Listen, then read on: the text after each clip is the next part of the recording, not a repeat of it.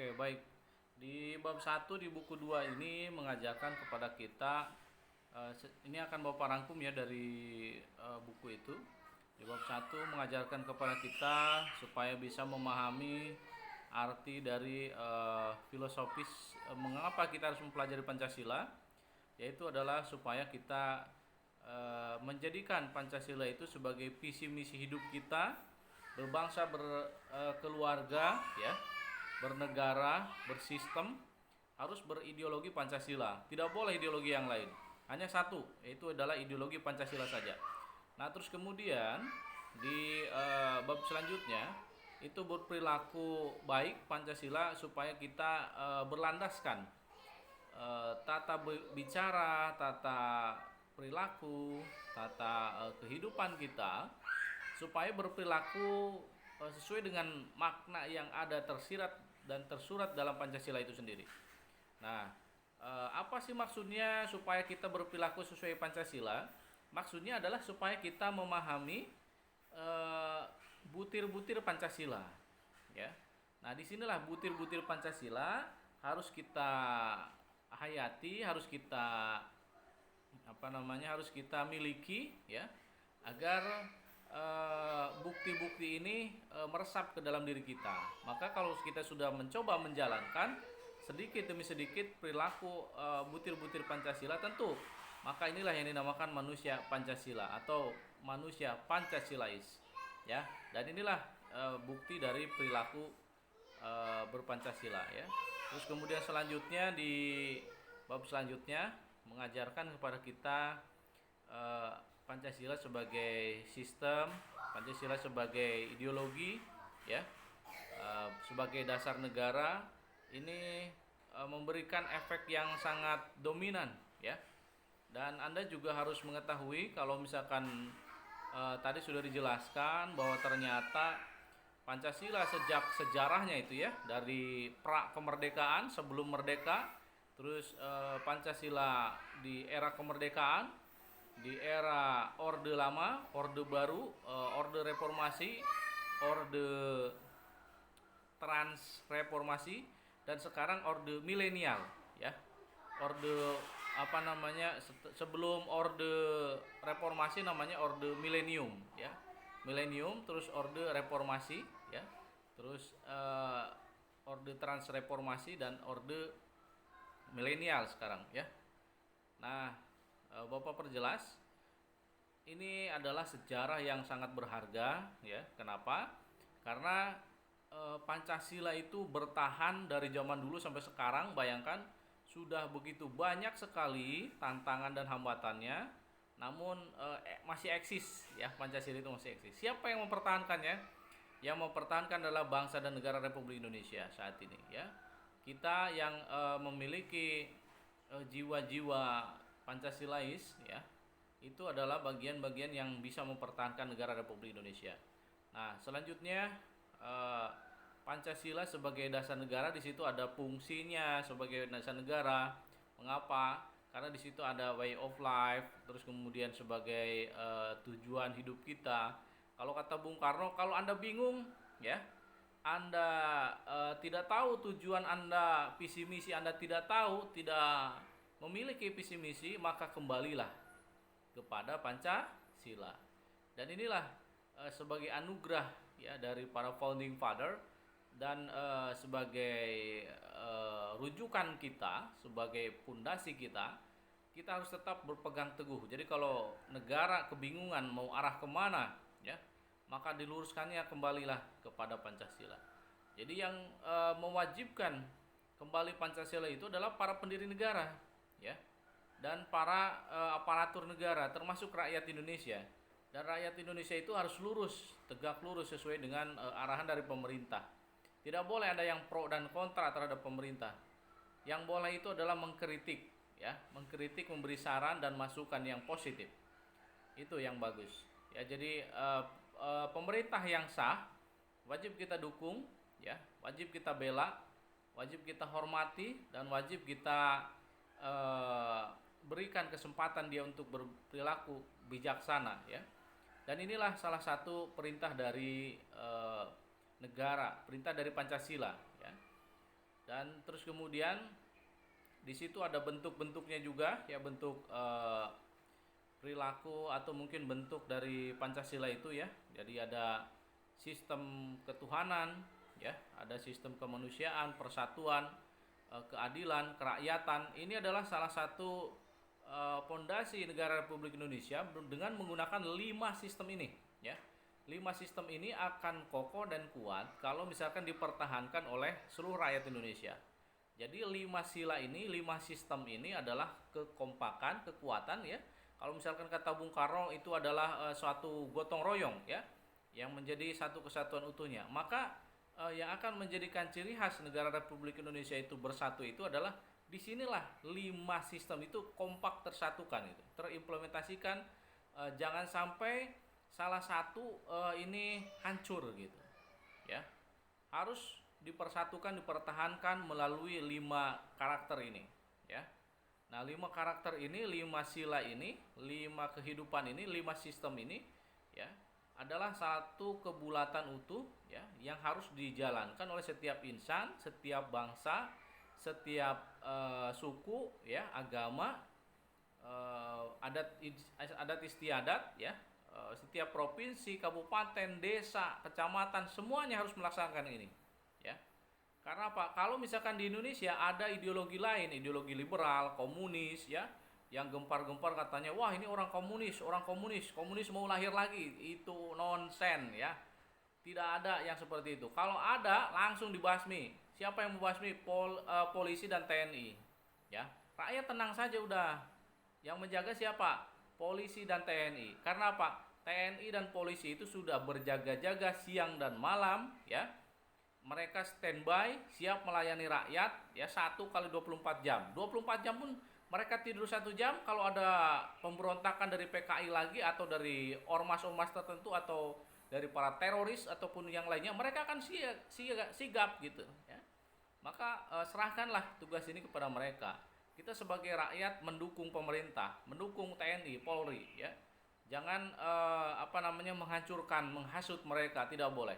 Memprovokasi tidak boleh. Mengkritik boleh, memberikan saran boleh, tapi tidak boleh merusak, memfitnah dan lain sebagainya. Itu dilarang oleh agama, ya. Nah, disitulah memang komunis, terus kemudian liberal, ya, itu ada kesamaan, ada hubungannya, tapi perbedaannya cuma satu, ya. Sila pertama yaitu ketuhanan yang Maha Esa. Mereka tidak menganut ketuhanan. Mereka sekuler, ya. Mereka tidak mementingkan agama. Mereka tidak mementingkan Tuhan. Kalau Indonesia mementingkan Tuhan, ingat itu, ya. Kalau mereka memikirkannya duniawi saja. Kalau kata Ustadz ini hubu dunia, ya, cinta kepada dunia saja. Tapi kalau Islam itu kalau kata Nabi Muhammad, Islam itu adalah jalan tengah. Tahu jalan tengah? Artinya adalah jalan tengah itu di dunianya baik, ya, di dunianya baik dan di akhiratnya baik. Jadi tengah-tengahnya itu di situ. Itulah yang dinamakan Islam, ya. Maka inilah Pancasila juga di situ tengah-tengah, ya. Tengah-tengah antara liberal dan komunis, ya. Kalau dulu kan perang, komunis lawan liberal. Yang menang mana? Liberal. Terus komunis lawan liberal lagi. Yang menang apa? Komunis, ya.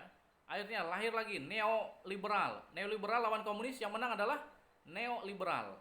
Nah, akhirnya apa? Komunis kalah lagi, ya. 2-1. Tapi kalau Pancasila lawan komunis, menang Pancasila. Lawan liberal, menang Pancasila. Nah, lawan neokomunis, neoliberal, tetap menang Pancasila. Karena apa? Pancasila itu pedomannya adalah ketuhanan. Ingat, ya. Ini kekuatan dari filosofis ketuhanan, ya. Jadi Tuhan yang menjaga, Allah Subhanahu wa taala yang menjaga kita.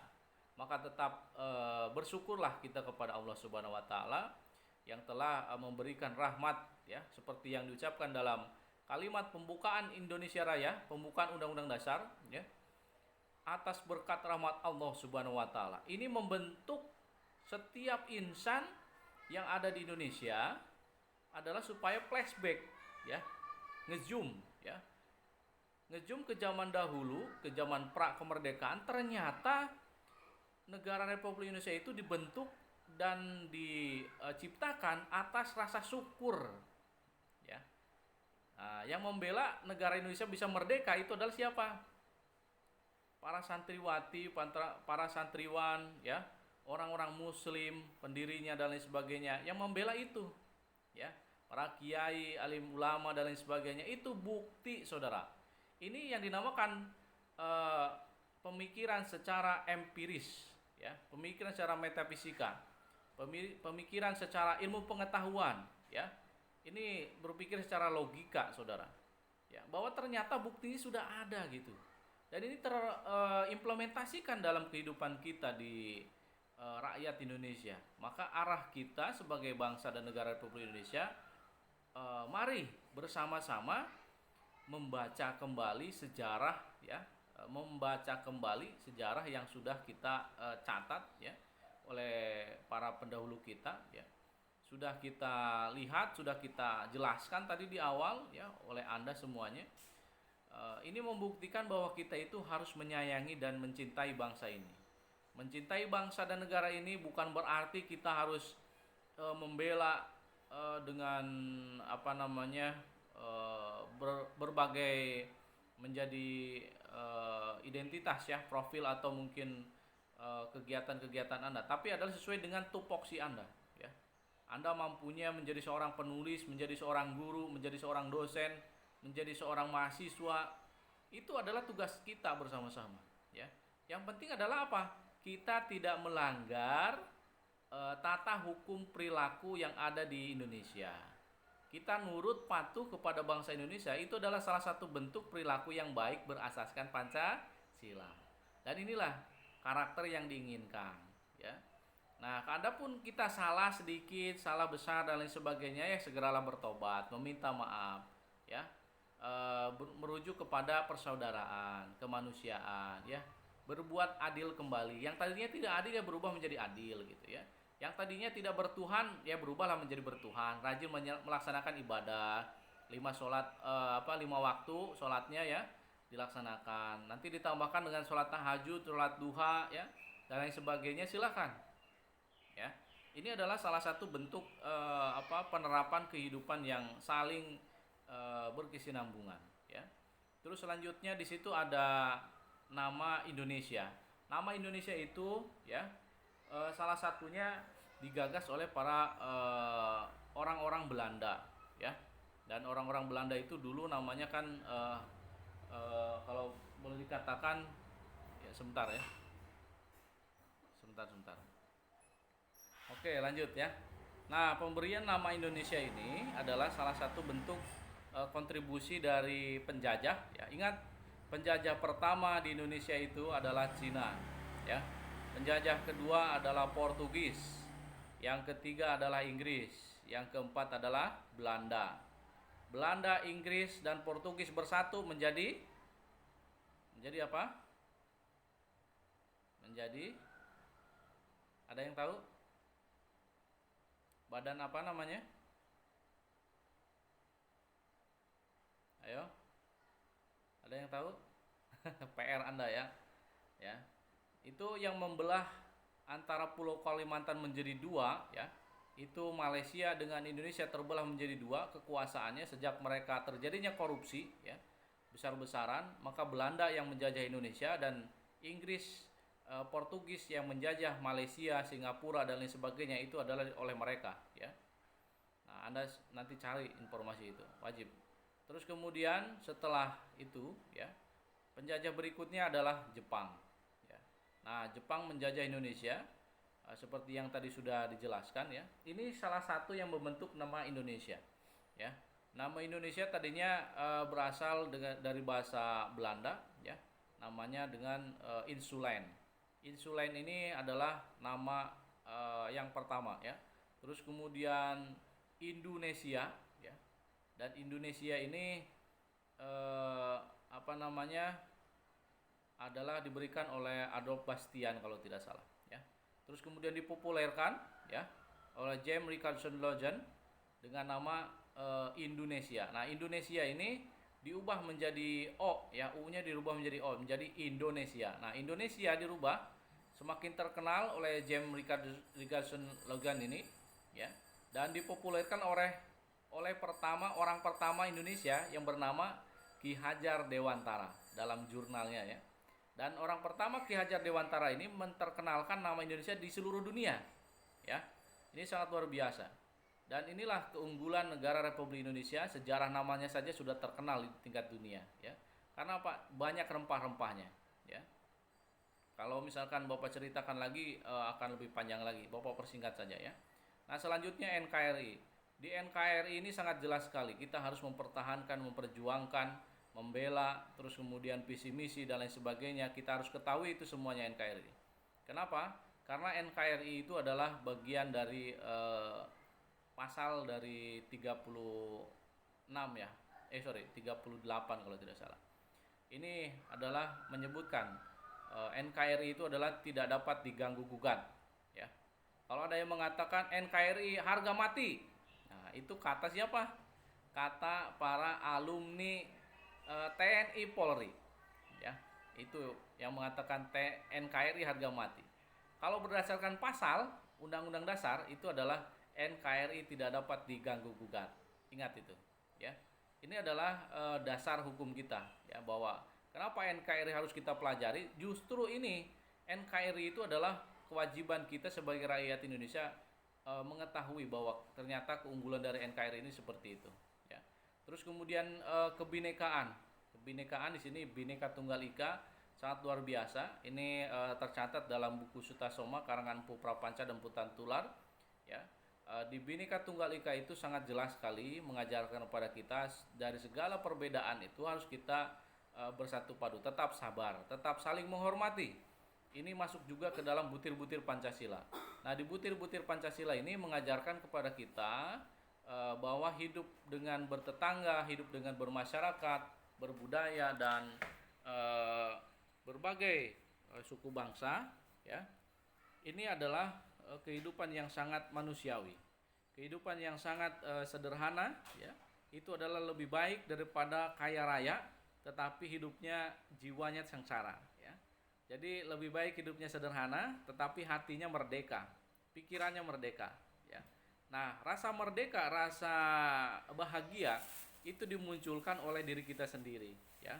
Lewat apa? Kehidupan yang sederhana, kehidupan yang simpel, yang tidak membebani orang tua, tidak membebani orang lain, tetapi kehidupan yang menselaraskan kehidupan kita berbasis kepada ilahiyah, ya, dan kepada duniawi. Seperti kembali lagi kepada filosofis agama Islam, ya. Filosofis agama Islam itu adalah agama yang berada di tengah-tengah, ya. Artinya apa? Tidak memikirkan duniawi saja, tidak memikirkan akhirat saja, tapi memikirkan kedua-duanya. Inilah jalan tengah, ya. Inilah filosofis yang harus kita laksanakan agar hidup kita tentram, aman dan nyaman, ya. Dan Bapak sarankan kepada Anda semuanya nanti membaca, melihat butir-butir Pancasila, ya, yang ada di YouTube, ya, atau mungkin nanti kalau Anda ada yang sudah membuat video dalam bentuk PowerPoint, ya, silahkan nanti ditampilkan di sini. Nanti kita akan perhatikan, ya. Mudah-mudahan nanti ada nilai positif dan nilai kontribusinya yang sangat baik buat kita, ya. Oke, silakan Mas Sofik, dilanjut. Lanjut Mas Sofik.